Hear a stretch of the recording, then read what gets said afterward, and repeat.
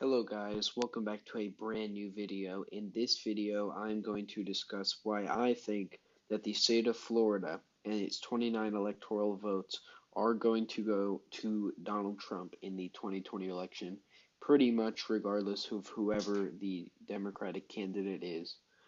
And I'm going to outline to you those reasons why I think it is going to go towards Donald Trump.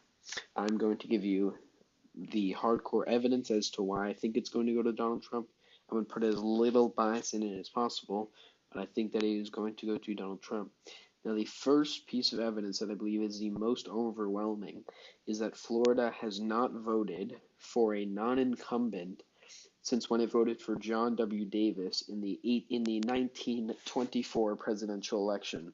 That was back when the state had 6 electoral votes. They voted against Calvin Coolidge. They voted for John W. Davis in the 1924 election. That is the last time it has not gone to an incumbent. So over the last 96 years, countless elections, it has always voted for the incumbent president. So as you can see here, we have the map with what I think is pretty much certain to go. These states, I believe, unless there's some insurmountable thing, I believe that these states are all going to go as I have put them here. But then I have the pure toss-up states, the 5 pure toss-up states, in my opinion. We've got Arizona, Wisconsin, Michigan, Pennsylvania, and Florida. Now, in my opinion, Arizona obviously is a bit more of a red-leaning state, and maybe some of the states like Michigan are a bit more blue-leaning. But I'm going to argue why I think Florida is now almost certain to go to Donald Trump at this point. So at this point, we can outline some of the reasons as to why this could go either way. Let's hypothetically give Trump Arizona, we give Trump Pennsylvania, and we give Trump Wisconsin.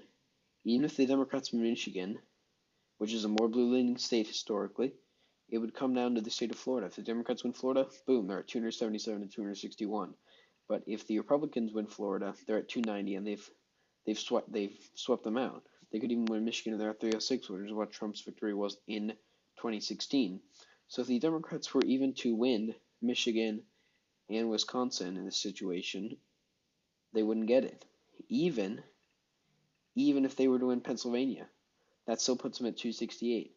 So the most possible, the most plausible, I should say, path to victory for the Democrats is to win these 3 states. They win these 3 states back, Pennsylvania, Michigan, Wisconsin. They've won back the White House. They don't need to win Arizona. They don't need to win Florida. But that's not so certain. While these states did elect Democratic governors, even flipping one in Wisconsin, flipping Scott Walker's governor seat, I don't believe that it's certain that these states will go, especially based off of the economy and everything. So let's give these states to him.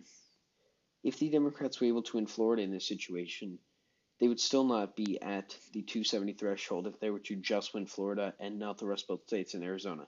But if you give them Arizona, they're at 270. But what I think is a plausible path, including Florida, would be the state of Michigan and Florida. I think that would be the most likely scenario. But what I believe is that Florida is going to go to the red column. Something like this may be what the election map looks like. We don't know. But if we look at the approval ratings, we see in states like Michigan, he has negative 15 approval rating. Wisconsin's negative 10. Ohio's negative 3. Pennsylvania's negative 6. Even Arizona's negative 3. Even states like South Carolina are only at 5. Georgia's a negative 2. Texas is only at 1. But then you go to the state of Florida, and he's at 0. This is the pure toss-up state. The pure toss-up state, it's been the closest state in many elections. We think historically back to the 2000 election, where hundreds of votes decided who the presidency was, where George Bush got 270-something electoral votes, 274, I think. Al Gore would have won the election if he had Florida, which he probably did, but that's another argument for later. But as you can see right here, Florida's approval ratings are not underwater as they are in many other places. As we can see, obviously, they have gone underwater. They were at negative 3 here. They were at 2 here, positive 2. But for the most part of his presidency, they have been doing pretty well. Obviously, he started at 22, but that's to be expected. But he's been above water for the most of his presidency. And for a swing state, that's pretty good, considering all these other swing states he is so unpopular in. Nevada, Colorado, New Mexico, Wisconsin, Michigan, Pennsylvania, as I just pointed out. But if Florida is doing well. Now, we think back to the 2018 midterm elections, the so-called blue wave for Democrats, which it was. They took back the House. They didn't lose as many senators as they thought they would.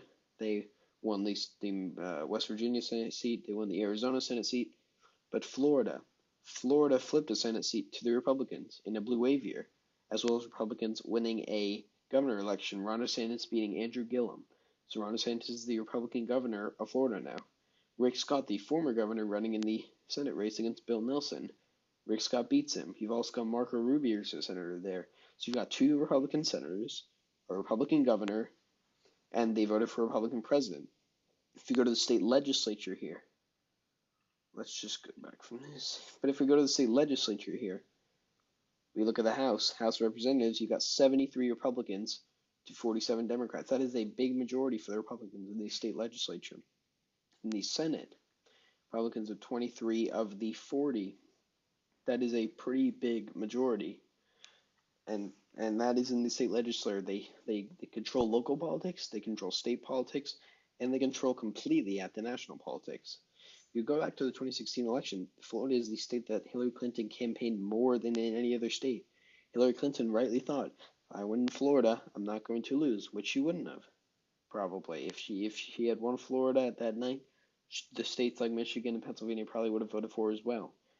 But she focused all her time and energy in Florida, and she still lost the state by 1.3%, as we can see here. And that's pretty crazy if you think about it. And so, the more you think about it, you think, well, what kind of candidate would it take for the Democrats to be able to flip it? And as we can see here, the candidate would have to be Biden, you would think. Now, these are all within the margin of error. We can see 625 registered voters from December 11th to 16th. This is the most recent poll we have from Mason-Dixon Polling, a B+ polling service. We can see Biden is beating Trump 47 to 45. Now, if we're going back to the 2016 election, Trump got 49% of the vote, and that's what enabled him to win. But here in this poll, he's at 45%. But then he's trouncing people like Warren, beating Warren by 9 points, beating Sanders by 5, beating Buttigieg by 4.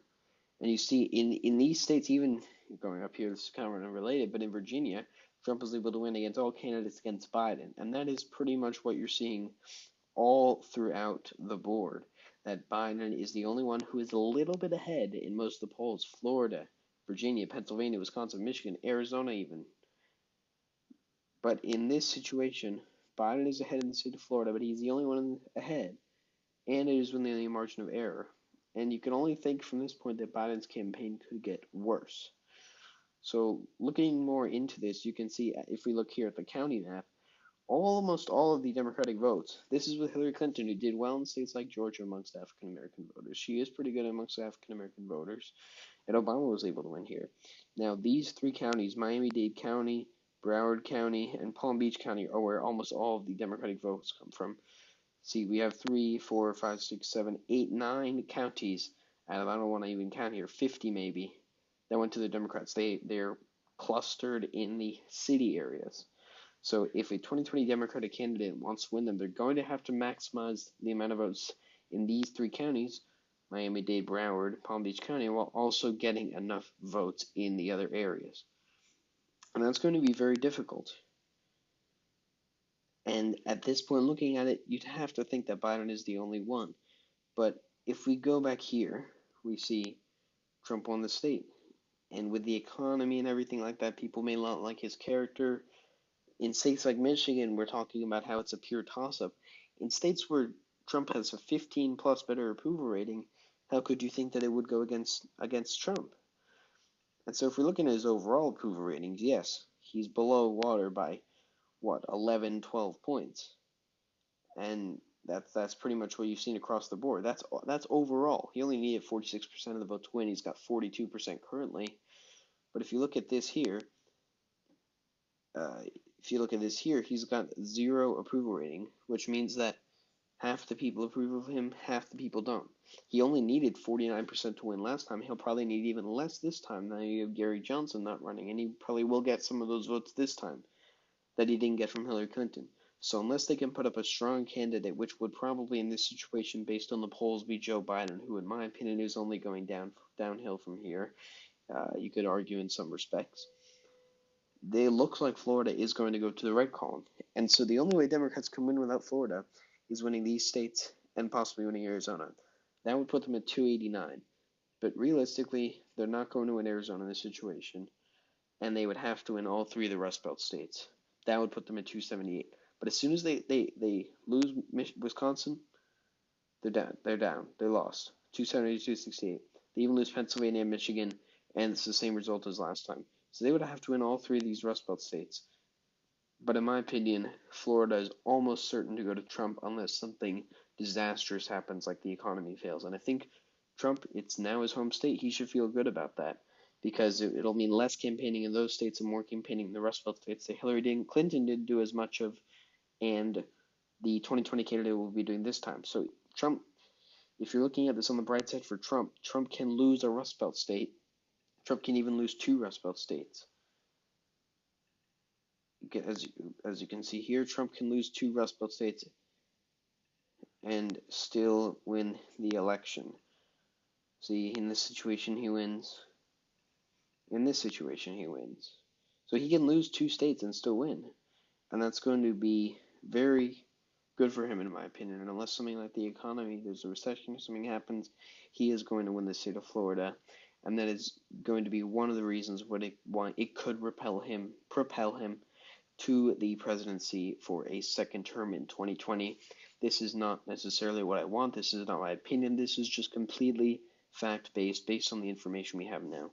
So I hope you all enjoyed this video. It is a good video to do, in my opinion. I think it's very interesting. And please like and subscribe as always, and I will see you guys later.